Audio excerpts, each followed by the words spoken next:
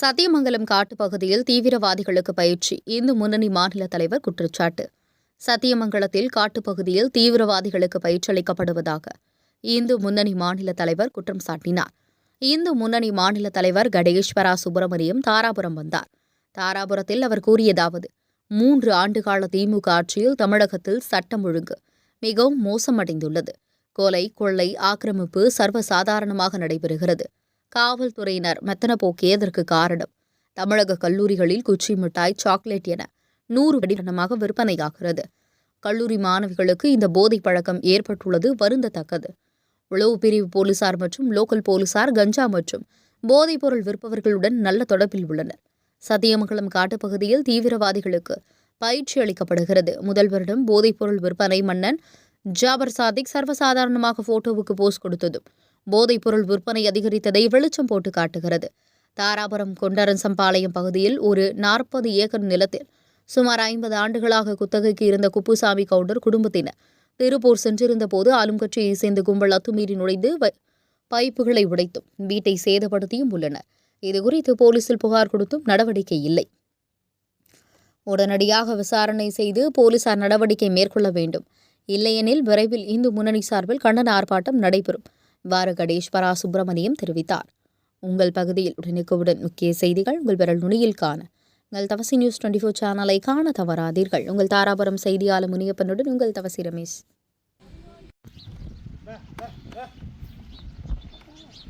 பாவி நாசமாக போனவங்க இப்படி பூரா எல்லாம் அநியாயமாக மதியானத்தில் வந்து உடச்சிட்டு போயிட்டாங்க. ஒருத்தர் இல்லாதப்ப வந்து செய்யணும். ஒன்றும் இல்லை கண்ணு, இப்போ எங்களை வந்து நாங்கள் குத்தைக்கு தானே இருக்கிறோம். எங்களை காலி பண்ணி கொடுத்துட்டா இடத்துக்காரருக்கு இடம் இது பண்ணி கொடுத்துடலாம் அப்படின்ட்டு இது அடியாலோடு வந்தது. ரெஸ்பான்ஸ் பண்ணவே இல்லை. உங்கள்கிட்ட பேசணுங்கிறது இல்லை, உங்களுக்கு தெரியும்.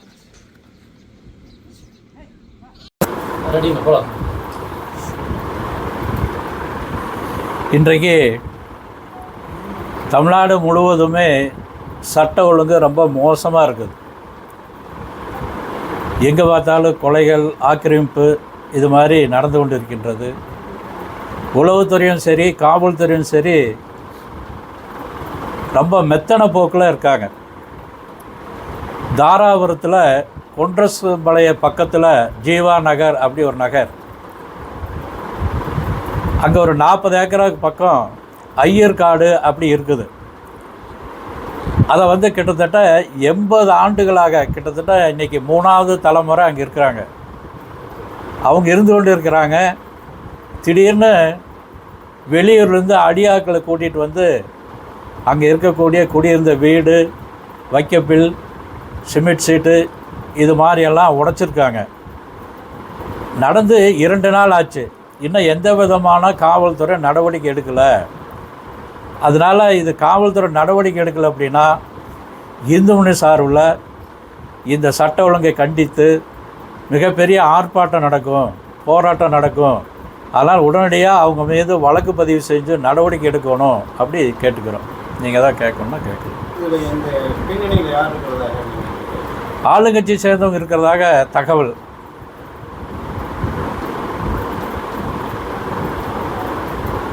அந்த இடத்தினுடைய போட்டால நீங்கள் எடுத்தீங்கன்னா உங்களுக்கு இதாக இருக்கும்.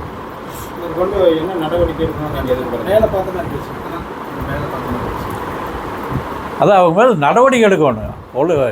அத்துமீறி வந்து உள்ளே இப்போ வந்து அடிச்சிருக்காங்க. அப்போ தான் வெளியே போயிருக்காங்க. யாராக இருந்திருந்ததுன்னா அங்கே கொலை கூட நடந்திருக்கான வாய்ப்பு இருக்கும். அதனால் வந்து இது சரியான நடவடிக்கை எடுக்கணும். அவங்க 80 ஆண்டுகளாக அங்கே இருக்கிறாங்க. அவங்கள்ட்ட பேச்சுவார்த்தை நடத்தலாம், என்ன அப்படின்னு சொல்லலாம். இதுக்கிடையில் அவங்களுக்குள்ளேயே சண்டை இருக்குது. அவங்க வந்து எல்லாம் சேர்ந்து வந்தால் தான் வந்து இந்த வந்து நீங்கள் ஏதாவது பேசணுன்னா கூட சொல்லணுன்னா அவங்க எழுதி கொடுத்துருக்காங்க. குத்தகைக்கு இருக்கக்கூடிய அந்த குத்த ரசீது வச்சுட்ருக்காங்க. அதனால் இவங்க அத்துமீறி வந்திருக்காங்க. அதுக்கான நடவடிக்கை எடுக்கணும் அப்படின்னு காவல்துறை. இல்லை, அப்படி தான் சொல்கிறாங்க. வந்தவங்க பேசுனது தான் தெரியுது ஒழிய நம்ம கரெக்டாக இவங்கன்னு சொல்ல முடியாது. கடைசியாக குத்தகைக்கு இருந்தாங்க, யார் இருந்தாங்க, அவங்க பேர்? ஐயா, அவங்க பேர் சொல்லிடுங்க. குப்புசாமி கவுண்டர். வயசுங்கய்யா? வயசு 85. வரப்ப நீங்க வந்து ஓட்டு அப்போ தான் நாங்கள் வடக்கு வந்து பெரிய இதுக்கு போகிறதுக்கு வந்துட்டோம். யார் இல்லைங்க திருப்பூர் ஒரு பெரிய ஏரியா எக்ஸ்ட்ரா வந்துட்டாங்க. அந்த நேரத்தில் வந்து ஐயா பேர் ஏதாவது தெரியும் ஐயா? யார் இதை செஞ்சாங்க பேர்? 30 நாள் இப்போ இவங்க அந்த இடத்துல இல்லை, வந்து பார்க்கும்போது கொள்ளக்கூடிய செய்தி தான் வந்து சொல்கிறாங்க. 30 பேர் எல்லாம் இல்லை அவங்க இல்லை, அங்கே இல்லை. அது முறை வந்திருக்காங்க. அது யார் வந்தது அப்போ வந்து பார்த்து ஏதாவது தடுத்துருக்காங்களா? ஒரு பையன் வந்து கடைசியாக வரனால தான் கொஞ்சம் ஒரு செட் இருக்குது. சத்தம் போட்ட பிறகு நாயெல்லாம் சத்தம் போட்ட பிறகு தான் அது விட்டுட்டு போயிருக்காங்க. ஆமாம், அப்போ ஒரு 30 பேர் இருக்குன்னு சொல்கிறாங்க. கருப்பு கொடி பிடிச்சிட்டு வந்த மாதிரி சொன்னாங்க. அது ஆனால் வேலி கல் 70 கல் கம்பி கரம்பு வந்து கடற்பாடு எல்லாம் 24 பைப்புங்க. பைப்பு வந்து இந்த ஆங்கில எல்லாம் ஏதோ ஒன்றும் சரியான நடவடிக்கை இல்லைன்னு சொல்கிறாங்க.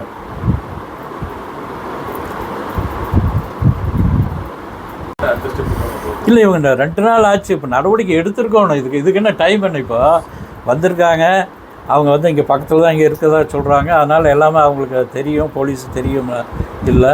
அவங்க ஏதாவது ஒரு நடவடிக்கை எடுத்துருக்கணும், உடனடியாக எடுக்கணும். இதுக்கு டைம் என்ன இருக்குது இல்லை. இப்போ ஏதாவது மல்று நடந்துட்டு யாரும் மருமகமாக நாள் போயிட்டான் தேடிட்டு இருக்குங்கிறது இல்லையே. மேலும் தாமதமாச்சுன்னா இன்னும் ஏதாவது போராட்டம் நடந்து சொல்லியிருக்கேன், சொல்லும்போது சொல்லியிருக்கேன் போராட்டம். நீங்க மட்டும் தான் இருக்கீங்களா? கூட உங்க கூட யார் இருக்காங்க? 4 பேர். ஐயா, அவரோட பொண்ணு, மாப்பிள்ளை, பேரன் குப்புசாமி கவுண்டர், அப்புறம் சுப்பிரமணியன், பொன் சங்கர் பையன், பேரன். உங்களுக்கு என்ன விஷயம்? எனக்கு 47 அவரு சுப்பிரமணியன் 3 ஆண்டுகள் நிறைவு செஞ்சிருக்கு. இதை பற்றி திமுக ஆட்சியில் போதைப் பொருள் நிறைய புழங்கிட்டு இருக்குது. அதுக்கு பின்னாடி தான் இப்போ எல்லா கல்லூரிகளையுமே இன்றைக்கி 100 வகையான போதைப் பொருள் இருக்குது. மிட்டாய் மாதிரி, சாக்லேட் மாதிரி, பென்சில் மாதிரி, கஞ்சா, பவுட்ரு, இப்படி அதிகமாக இங்கே புழங்கிட்டு இருக்குது. இன்றைக்கி கல்லூரியில் பெண்கள் ரொம்ப கெட்டு போயிட்டாங்க. இந்த ஆட்சி வந்து அதை பற்றி கவலை இல்லாமல் இருக்குது. இன்றைக்கி கூட 2 போலீஸை சஸ்பெண்டுன்னு சொல்கிறாங்க. கஞ்சா வியாபாரி கூட தொடர்பு இருக்குது. அப்படி இன்றைக்கி நிறையா வந்து போதைப் பொருளோடு இருக்கக்கூடிய நபர்கள்கிட்ட போலீஸுக்கு தொடர்பு இருக்குது. இன்றைக்கி முக்கியமான ஒரு முதலமைச்சரோட ஒரு தொடர்புடைய சாப்பர் ஜாதி சர்வதேச போதைப் பொருள் கடத்தல் அப்படி அவன் இருக்கிறான். இதை பற்றி அந்த கட்சியில் எதுவுமே கண்டிக்கலை, சும்மா பேரளவுக்கு நீக்கியிருக்காங்க, உடைய கண்டிக்கலை. இது தமிழ்நாட்டில் இன்றைக்கி ரொம்ப மோசமாக இருக்குது. தீவிரவாத அமைப்பு நிறையா இருக்குது. சத்தியமங்கல காட்டில் தீவிரவாத பயிற்சி நடக்குன்னு சொல்கிறாங்க. அப்போ இந்த உளவுத்துறையெல்லாம் எச்சரிக்கையாக இருந்திருக்கணும். உளவுத்துறை சரியில்லை, அரசாங்கம் சரியில்லை, சரியான உளவுத்துறையுடைய அதிகாரிகளை நியமிக்கணும். அப்படி தான் இந்த ஆட்சி அப்படி தான் நடந்துகிட்ருக்கு, மோசமாக நடந்துகிட்ருக்கு. நாடாளுமன்ற தேர்தல் பிரச்சாரத்தின் போது பிரதமர் மோடி வந்து மக்களை பிரித்தாளும் வகையில் பேசுவதாக எதிர்க்கட்சி தரப்பட்டு இல்லை வேறு என்ன எதிர்க்கட்சி சொல்லுவாங்க? இப்போ மோடியை என்ன சொன்னாங்க கூட, மழை பெஞ்சிருச்சுன்னா மோடி பேசினால மழை பெஞ்சிருச்சு, பெய்யலைன்னா மோடி வந்ததுனால மழை பெய்யல. இதுதான் எதிர்க்கட்சியினுடைய குற்றச்சாட்டு. இன்றைக்கி நாட்டில் நம்ம பாரத நாட்டுக்கு ஒரு பெரிய மரியாதை இருக்குது உலக நாடு முழுக்கன்னா அது இந்த ஒரே பிரதமர் மோடி தான். அப்படி தான் நாம் நினைக்கிறோம். இன்றைக்கி பெரிய கௌரவம் ஏற்பட்டிருக்குது பாரத நாட்டுக்கு. ஒரு பலமான பிரதமர் 370 வந்து தைரியமாக நீக்கியிருக்காரு. அயோத்தியில் ராமர் கோவில் கட்டியிருக்காரு, கட்டுறதுக்கு காரணமாக இருந்திருக்காரு. இப்படி பல்வேறு வகையில் சிறப்பான ஆட்சி இருக்குது. அதனால் எதிர்க்கட்சிகள் வந்து அதை சொல்ல தான் செய்வாங்க.